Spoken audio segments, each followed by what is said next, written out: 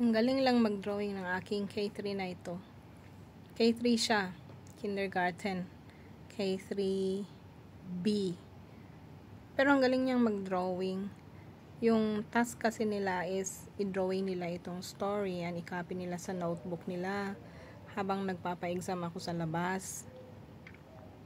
Pagpasok ko, pinapakita sa akin ng class, yung ano niya, yung seatmate niya, teacher, tapos na si ano, ang galing ng drawing niya.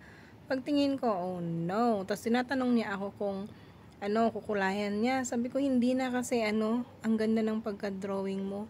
Ayaw kong kulayan niya kasi minsan pag kinulayan nila, doon pa pumapangit yung kanilang drawing.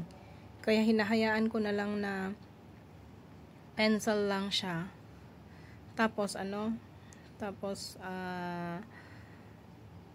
magaling din itong magbasa. Ang pagtuturo sa mga K3 talaga ay medyo kailangan din ng close relationship and communication sa parents. Hindi pa rin, mula nung nag-start yung pandemic, meron kaming Telegram group kung saan ang communication namin sa parents ay everyday. Saan rin na-drop ang homework and mga ibang videos pag may mga homework na speaking and reading. And